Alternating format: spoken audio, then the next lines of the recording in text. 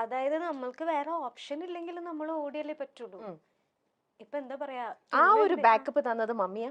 ആ അത് അമ്മയുടെ ഒരു ബാക്കപ്പ്. അമ്മ എപ്പോഴും ഒരു ബാക്ക് ബോൺ ആണ്. പക്ഷെ എന്തൊക്കെ നമുക്ക് ബാക്ക് ബോൺ ഉണ്ട് എന്ന് പറഞ്ഞാലും, ആരൊക്കെ നമ്മുടെ അടുത്ത് സമാധാനിപ്പിക്കാനും നമ്മളെ പാമ്പർ ചെയ്യാനുണ്ടെന്ന് പറഞ്ഞാലും, നമ്മൾക്ക് ഉള്ളില് ഒരാളുണ്ടെന്ന് വിശ്വസിക്കുന്ന ഒരാളാണ് ഞാൻ. അയാൾ ഓക്കെ ആയിരിക്കണം ആ ഒരു പറയുന്ന കാര്യങ്ങൾ അക്സെപ്റ്റ് ചെയ്യാനും അതനുസരിച്ച് പ്രവർത്തിക്കാനും ഒക്കെ. അതല്ലാതെ ആരെന്തൊക്കെ പറഞ്ഞാലും 24/7 ഇങ്ങനെ എപ്പോഴും പാമ്പർ ചെയ്യാനൊന്നും ആർക്കും പറ്റില്ല. തീർച്ചയായിട്ടും. അപ്പൊ ഡിസിഷൻ എടുക്കേണ്ടതും സ്വന്തമായിട്ട് തോന്നേണ്ടതും നമ്മൾ തന്നെയാണ്. പിന്നെ നമ്മൾക്ക് ഇങ്ങനെ ഇങ്ങനെ വീണ് കിടക്കാനുള്ള ഒരു ഓപ്ഷൻ എല്ലാവർക്കും ഉണ്ടായിന്ന് വരില്ല ചേച്ചി. നമ്മൾക്ക് ഓടി തന്നെ ആവണം എന്നുള്ളൊരു സിറ്റുവേഷൻ പലർക്കും ഉണ്ടാവും. അപ്പൊ നമ്മൾ ഇങ്ങനെ കിടന്നിട്ട് കാര്യമില്ല. ഞാൻ എപ്പോഴും പറയണ പോലെ നമുക്ക് 2 ഓപ്ഷനാണ്.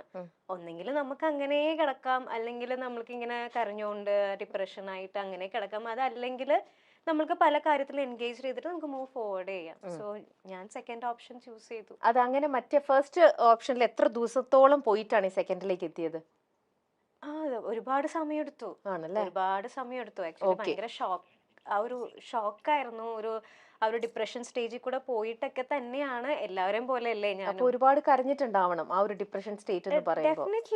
അത് ഒറ്റയ്ക്ക് ഇരുന്ന് ഡേയോ നൈറ്റോ അങ്ങനെ ഒന്നും ഇല്ലാണ്ട് ആ ഒരു ഫേസ് ആലോചിച്ചിട്ട്. റിമെമ്പർ ഞാൻ ഇപ്പോഴും ഇപ്പൊ നമ്മുടെ ലൊക്കേഷനിൽ ഞാൻ ആ സമയത്ത് ഒരു തമിഴ് സീരിയലാണ് ചെയ്തുകൊണ്ടിരുന്നത്. സീരിയലില് നമ്മളിങ്ങനെ ഡയലോഗ്സ് പറഞ്ഞുകൊണ്ടിരിക്കുന്ന വഴിക്ക് തന്നെ ഞാനിങ്ങനെ പല പ്രാവശ്യം ഞാൻ വീണിട്ടുണ്ട്. ആണോ? അപ്പം കോൺഷ്യസ്ലിയോ അൺകോൺഷ്യസ്ലിയോ സാധനം സബ് കോൺഷ്യസ് മൈൻഡിൽ ഇങ്ങനെ കിടക്കാണ്. ആ മൈൻഡിൽ അത് നമ്മൾ അതിന്ന് പുറത്തേക്ക് വരാനായിട്ട് ഇത്തിരി ടഫാണ്. നമ്മൾ ഒരിക്കലും, അതായത് നമ്മൾ അങ്ങനെ ഒരു, ഇപ്പൊ നമ്മൾ എല്ലാവരും കല്യാണം കഴിക്കുന്നത് ഇങ്ങനെ ആവുന്ന ഒട്ടും പ്രതീക്ഷിച്ചിട്ടില്ല. പ്രത്യേകിച്ച് എന്നെ പോലത്തെ ഒരു കുട്ടീനെ തീരെ പ്രതീക്ഷിച്ചിട്ടില്ല. ഞാൻ ഭയങ്കര ഒരു ഹോംലി ആയിട്ടുള്ള ഒരു കുട്ടിയാ. എന്നെ വളർത്തിയത് അപ്പാപ്പൻ അമ്മാമ്മ. അപ്പൊ അവരുടെ കുറെ കാര്യങ്ങളും അവരുടെ ആ ചട്ടക്കൂടി കിടന്ന് വളർന്ന ഒരു കുട്ടിയാ ഞാൻ. ചിന്തിച്ചിട്ട് പോലും ഇല്ല ഇങ്ങനത്തെ ഒരു കാര്യമോ അല്ലെങ്കിൽ ഇങ്ങനെ ഒരു സിറ്റുവേഷൻ ലൈഫിൽ ഫേസ് ചെയ്യേണ്ടി വരും എന്നൊന്നും ചിന്തിച്ചിട്ടില്ല. അപ്പൊ അത് ഫേസ് ചെയ്യേണ്ടി വരുമ്പോ ഡെഫിനറ്റ്ലി അത് ഭയങ്കര ടഫായിരുന്നു. മീൻസ് അത് അമ്മയാണ് എന്റെ കൂടെ നിന്ന് ആ സ്റ്റേജ് ഫുള്ള് കണ്ടിട്ടുള്ളത്. ഈ അമ്മയുടെ ഞാൻ നേരത്തെ ഇന്റർവ്യൂ ഒക്കെ കണ്ടിട്ടുണ്ട്. ചെറുപ്പത്തിൽ വളർത്തിയത് ഫുൾ അമ്മാമ്മ അപ്പാപ്പ അങ്ങനെയായിരുന്നു എന്ന് പറഞ്ഞു. ഐ മീൻ ഗ്രാൻഡ് പാരന്റ്സിന്റെ കൂടെ ആയിരുന്നു. അന്നേരം ഈ മമ്മി എവിടെയായിരുന്നു? ഞാൻ എപ്പോഴും സംശയം തോന്നിയിരുന്നല്ലോ അമ്മയ്ക്ക്. അതായത് എനിക്ക് സിംഗിൾ പാരന്റ് ആണ്. അമ്മ മാത്രമേ ഉള്ളൂ. അപ്പൊ അതാ ഞാൻ പറഞ്ഞ, ചിലവർക്ക് വീണ് കിടക്കാനുള്ള ഓപ്ഷൻ ഇല്ല ചേച്ചി. അമ്മയ്ക്ക് എന്നെ വളർത്തണം എന്നുള്ള ഒരു വ്യൂ മാത്രം അമ്മയ്ക്ക് ഉണ്ടായിരുന്നുള്ളൂ. അപ്പൊ അമ്മയ്ക്കും അമ്മയുടേതായിട്ടുള്ള കുറെ പ്രശ്നങ്ങളും വിഷമങ്ങളും ഒക്കെ ഉണ്ടായിട്ടുണ്ട്. പക്ഷെ അമ്മ അതിനെ ഫൈറ്റ് ചെയ്തു. ഇപ്പൊ എന്താ പറയാ, തൂണുണ്ടെങ്കിലല്ലേ ചാരാൻ പറ്റൂ. സീരിയസ്ലി അതുപോലെയാണ്. അങ്ങനെയുള്ള ഓപ്ഷൻ ഉണ്ടെങ്കിലല്ലേ നമുക്ക് ചാരാൻ പറ്റുള്ളൂ. അപ്പൊ അമ്മ വളരെ സ്ട്രോങ് ആയിട്ടുള്ള ഒരു ലേഡിയാണ്. അപ്പൊ വെരി സ്ട്രോങ്. ഞാൻ കണ്ടതിൽ വെച്ചിട്ട് ഭയങ്കര സ്ട്രോങ് ആയിട്ടുള്ള ഒരു ലേഡിയാണ്. അപ്പോ മേഘ്നയുടെ ഒരു, എനിക്ക് തോന്നുന്നു അതാണെങ്കിൽ ഒരു റോൾ മോഡൽ എന്ന് പറയുന്നത് തീർച്ചയായിട്ടും അമ്മ തന്നെ ആവണം. അതെ, അമ്മേനെ ആർക്കും തകർക്കാൻ പറ്റില്ല, എന്നെ ഒഴിച്ച്. Very good. ടച്ച് വിടാതെ. അതുകൊണ്ട് അത് കണ്ട് വളർന്നൊരു കുട്ടിയാ ഞാൻ. So okay. അങ്ങനെയാണെങ്കിൽ മേഘന ഇപ്പം തൊട്ട് മുന്നേ പറഞ്ഞൊരു കാര്യം, ഇത് വേറൊരു കാര്യം കൂടെ കണക്ട് ചെയ്ത് ചോദിക്കാം. മേഘന എപ്പോഴും എല്ലാ കാര്യത്തിലും, സീരിയൽ ആണെങ്കിലും ആയിക്കോട്ടെ, അല്ലെങ്കിൽ നേരത്തെ ചെയ്ത അഡ്വർടൈസ്മെന്റ് ആയിക്കോട്ടെ, വർക്കിന്റെ കാര്യത്തിലോ എന്തിൽ പോയി കഴിഞ്ഞാലും എപ്പോഴും ദ ബെസ്റ്റ് വേണമെന്ന് ആഗ്രഹിക്കുന്ന ഒരാളാണ്. എന്ത് ചൂസ് ചെയ്താലും മേഘനയുടെ ഓരോരുത്തരുടെ ഇഷ്ടം ഓരോന്നാണ്. പക്ഷെ മേഘനയുടെ ഇഷ്ടത്തിന് പറ്റിയ ഏറ്റവും ബെസ്റ്റ് എന്ന് മേഘനയ്ക്ക് തോന്നുന്നത് പോയിട്ട് എപ്പോഴും പിക്ക് ചെയ്യാൻ ആഗ്രഹിക്കുന്ന ഒരാളെന്നാണ് എനിക്ക് മനസ്സിലായത്. പക്ഷെ നമ്മുടെ ലൈഫിൽ എവിടേക്കോ നമ്മൾ പിക്ക് ചെയ്യുമ്പോൾ ചില കാര്യങ്ങളിലെല്ലാം തെറ്റ് പറ്റിയേക്കാം. അങ്ങനെ തോന്നിയിട്ടുണ്ടോ?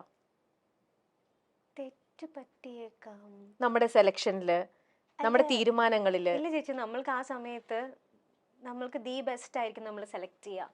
നമ്മൾക്ക് ഒന്നുമില്ല, നമ്മളുടെ ഏറ്റവും നല്ലൊരു ബെസ്റ്റ് ഫ്രണ്ടിനെ നമ്മൾ സെലക്ട് ചെയ്ത് കൊടുക്കുമ്പോഴത്തേനും നമ്മൾക്ക് ഏറ്റവും ബെസ്റ്റ് അല്ല സെലക്ട് ചെയ്യാം. തീർച്ചയായിട്ടും. അപ്പോൾ നമ്മൾക്ക് സെലക്ട് ചെയ്യുമ്പോൾ അതിലും ബെസ്റ്റ് ആയിട്ടുള്ള കാര്യങ്ങൾ നടക്കണം എന്ന് വിചാരിച്ചിട്ടല്ലേ നമ്മൾ സെലക്ട് ചെയ്യാം. അതൊരിക്കലും തെറ്റെന്ന് ഞാൻ പറയത്തില്ല. ഇപ്പൊ ഈ ഇരിക്കുന്ന മേഘ്ന എന്ന് പറയുന്നത് അതിൽ കൂടെ ഒക്കെ കടന്നു വന്ന ആ ഒരു, അതെ, മേ ബി അങ്ങനെ ഒന്നും അറിയാണ്ട് നിന്നിരുന്നെങ്കിൽ ചിലപ്പോ അങ്ങനെ തന്നെ ഞാൻ പോയേനെ.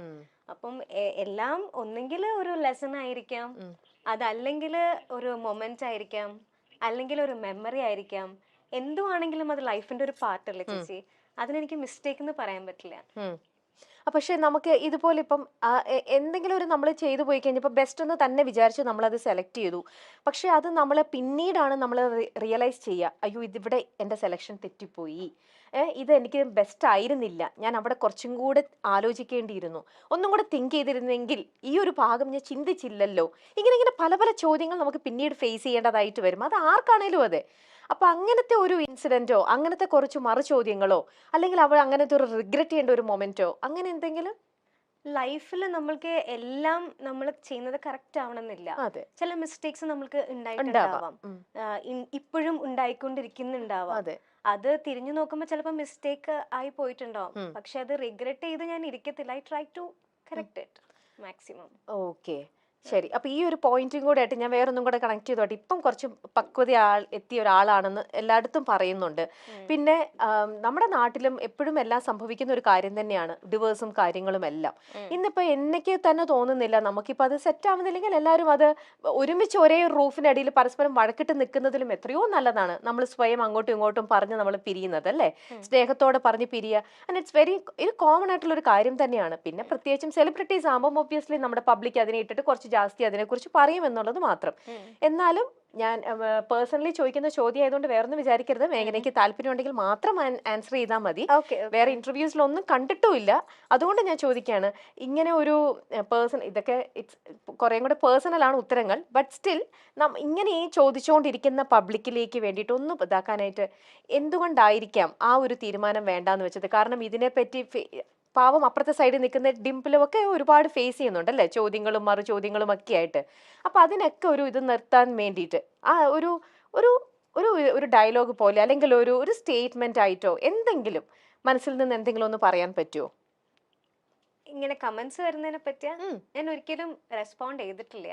അതാ ഞാൻ ചോദിക്കണം. ഇങ്ങനെ നമ്മൾ തെന്നിമാറി പോവാതെ, നിങ്ങളുടെ ഇടയിലുള്ള പ്രശ്നങ്ങൾ അത് നിങ്ങൾക്ക് മാത്രമേ മനസ്സിലാവുള്ളൂ, അല്ലെ? മറ്റുള്ളവരുടെ അടുത്ത് പറയുമ്പോൾ എനിക്ക് ശരിയെന്നോ തോന്നുന്നത് ഒരിക്കലും മേഘനയ്ക്ക് ശരിയായിരിക്കില്ല. പക്ഷെ നമ്മൾ എല്ലാവർക്കും എല്ലാവരുടേതായിട്ടുള്ള റീസൺസും കാര്യങ്ങളൊക്കെ ഉണ്ടാവും. പക്ഷെ ബീങ് എ സെലിബ്രിറ്റി, നിങ്ങളിങ്ങനെ ഒരുപാട് ഇങ്ങനെ ഓരോരോ ആൾക്കാരുടെ നിൽക്കുമ്പോൾ നമുക്കത് വാലിഡ് ആയിട്ടുള്ള ഒരു റീസൺ പറഞ്ഞ് നമുക്ക് എപ്പോഴും തെന്നി മാറണ്ടല്ലോ. നമുക്ക് കറക്റ്റ് ആയിട്ടുള്ള ഒരു ഇത് പറയുമ്പോൾ നമുക്ക് ഒരു ഫുൾ സ്റ്റോപ്പ് ഇടാനായിട്ട് എന്തെങ്കിലും ഒരു സ്റ്റേറ്റ്മെന്റ് ആയിട്ട് എന്തെങ്കിലും അങ്ങനെ പറയാൻ പറ്റുമെങ്കിൽ മാത്രം. ഞാൻ നിർബന്ധിക്കുന്നില്ല, it's all up to you. ഞാൻ ഇതുവരെ റെസ്പോണ്ട് ചെയ്തിട്ടില്ല. ചേച്ചി എപ്പോഴും ഒരു എനിക്ക് മനസ്സിലായിട്ടുള്ള കാര്യം എന്താന്ന് വെച്ചാൽ, ഈ ഇതുപോലെയുള്ള ഡിപ്രഷൻ ടൈമിലും ഇതുപോലെ ഞാൻ പറഞ്ഞ ഭയങ്കര ഷോക്കായിരുന്നു എന്നുള്ളത്.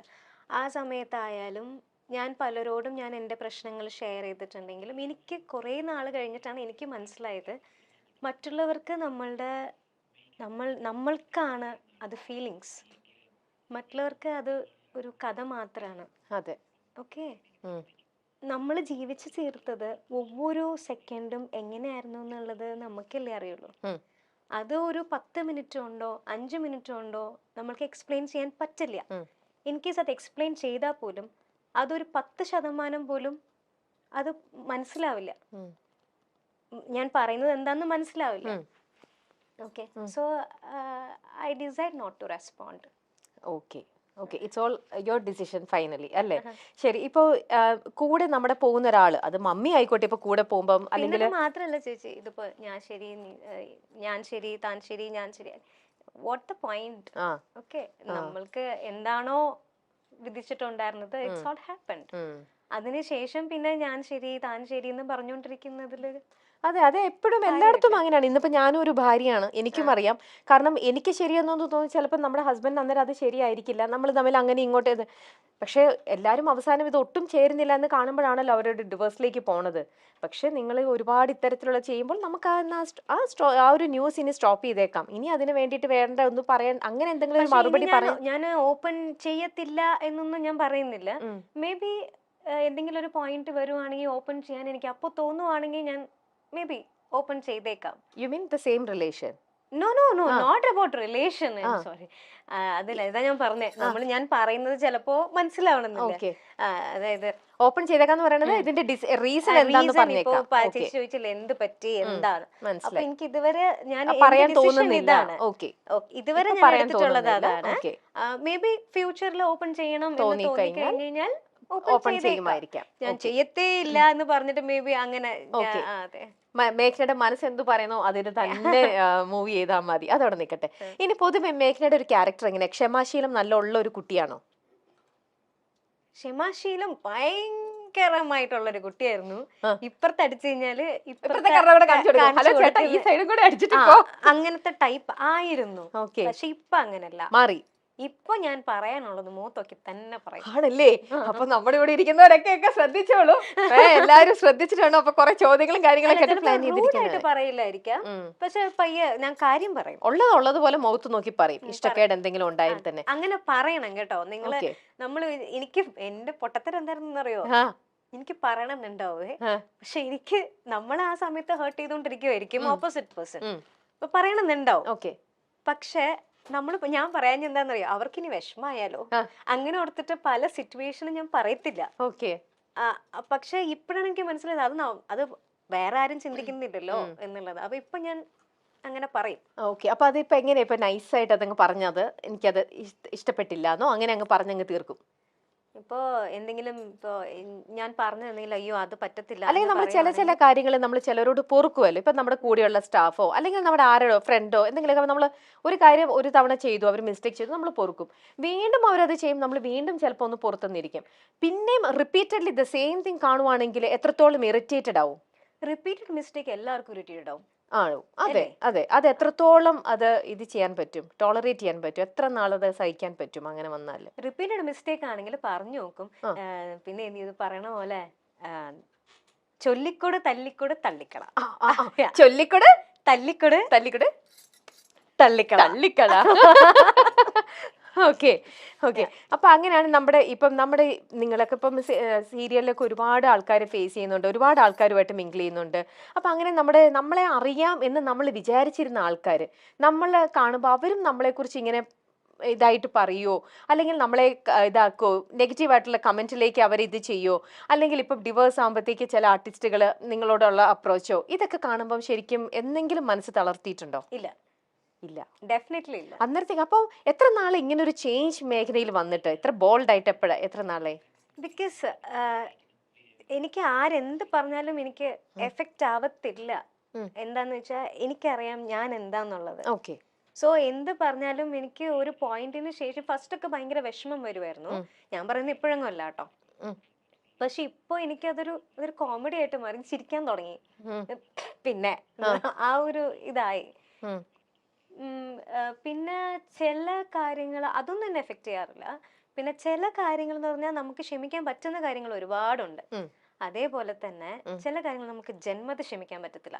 ചേച്ചിക്ക് ഉണ്ടായിട്ടുണ്ടാവും. അതെ, ആർക്കാണേലും അതെ, നമ്മൾക്ക് ജന്മത്തെ ക്ഷമിക്കാൻ പറ്റില്ല, അങ്ങനെ ഉണ്ടായിട്ടുണ്ട്.